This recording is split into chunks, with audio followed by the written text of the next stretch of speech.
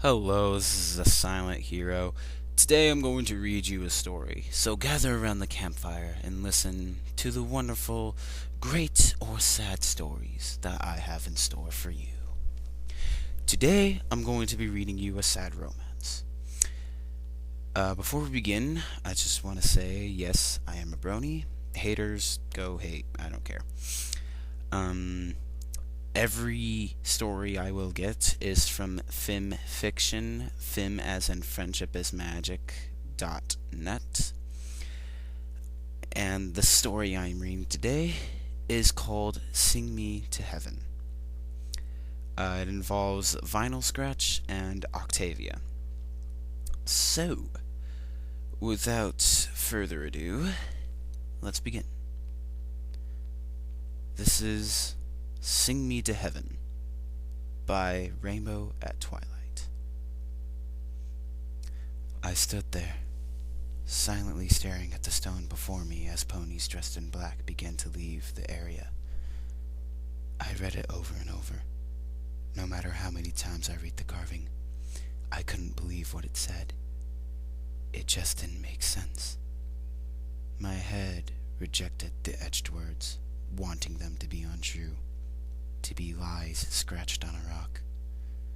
But the words were there, and they only spoke the truth.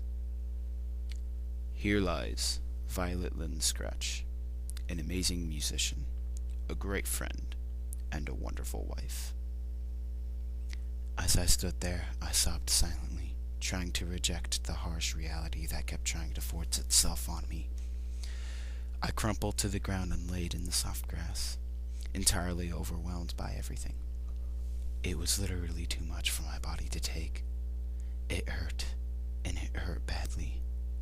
For some reason, I forced myself to look over the edge, into the perfectly dug rectangular hole in the ground. In stark contrast to the earth around it, in the hole lay a beautiful alabaster casket, and in that casket lay an even more beautiful mare in the world, my companion for so long. Vinyl was extraordinary. Before I met her, I was a snob, thinking that the entire musical world was below me, thinking myself somehow better just because I played a classical instrument. Then that day came. I was late to a performance long ago, and that was it. The rules stated that any musician late to a performance would not be admitted, and any musician who missed a performance was to be removed from the orchestra. That was one of the worst days of my life. I walked into the bar, downtrodden and despairing.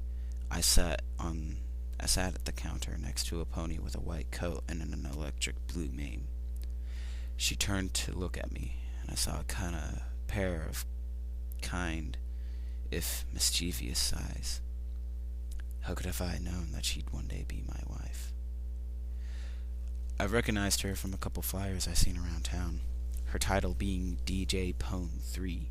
She spoke to me with a smile on her face.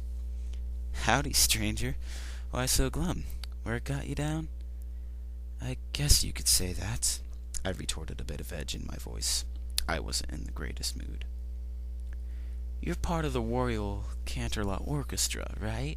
I looked at her with a confused expression, and she gestured to her neck. "You got that fancy bow tie. All the orchestra members have those spiffy bow ties." For some reason, that made me angry. I tore the stupid bow tie off and threw it behind me. I was part of the orchestra. "Aw, I liked the bow tie. Made you look nice." Then she did almost a spit take with her drink. "Wait, you got fired? Aw, dang, that is not cool. Sorry to hear it. At least it doesn't get too much worse." "Actually, it does. I was late on rent, and when my landlord found out I was fired, well, you get the idea." I was nearly crying at this point. Then I felt a hoof on my shoulder. "Oh, jeez, that blows. Well, if you need somewhere to stay, I could get a room to stay at in the palace. That's where I'm crashing. I was hired for the reception of the royal wedding. I'm sure we could find you somewhere to stay. That place is huge." I was shocked. How could some pony like her have such a prestigious job with royalty?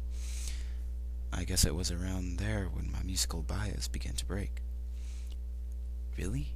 You just met me and you're offering me this?" "Yeah, sure, why not?" "Oh, wow, thanks. Your name's DJ Pone3, right?" She laughed. "First of all, it's pronounced pony. The 3 throws a lot of people off. And second, my name is Violet Lynn, but my friends call me Vinyl." From that night on, we became best of friends, even to the point where she extended the offer for me to be her roommate back in Ponyville. I guess somewhere along the way it became more than just friendship, although I'm not exactly sure when and where, or where. One day I looked at her, and instead of just a friend, I also saw a very attractive mare, and it just blossomed from there. We started actually dating, but I knew exactly where we were heading. I guess she saw it too, because within 2 months she proposed. 3 months later we were married. From then on, we lived happily together, in love, until there I was, lying on the grass, looking down where her body lay in the beautiful casket. "Excuse me, miss. You're gonna have to go so we could bury the coffin." I stood silently, turned and walked off. The stupid words on the stupid rock still made no sense. It's been 8 months since then. Today was her birthday, as well as Hearts and Hooves Day. I find it kind of funny that the love of my life was born on the day we ponies celebrate love. I always kind of teased her about it. Today was a special day. I got up early, picked up a couple roses in my base, and walked to that distant hill. I felt that today was a good day to spend being sad, a good day to remember all the memories, all the funny moments, a good day to just remember her. I walked to the top of the hill, delicately arranging the flowers around the headstone.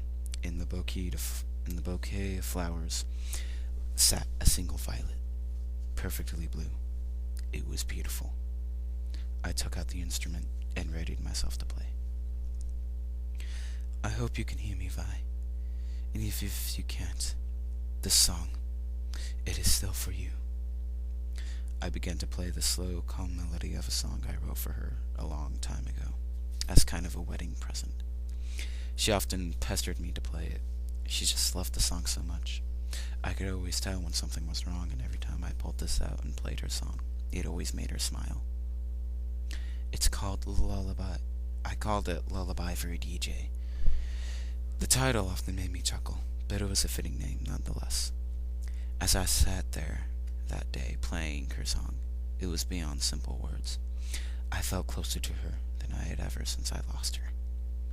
I played from noon till dusk, just repeating her song over and over, hoping and praying that she could hear her song, just so it could bring that fantastic smile to her face. And now that's what I do every week.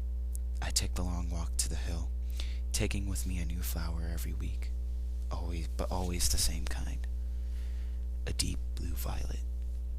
I place the flower on the stone, and I play for her. I just hope she can hear me. Author's note. Remember, this is Hearts and Hooves Day. You may be single, but at least you aren't alone. Oh my god.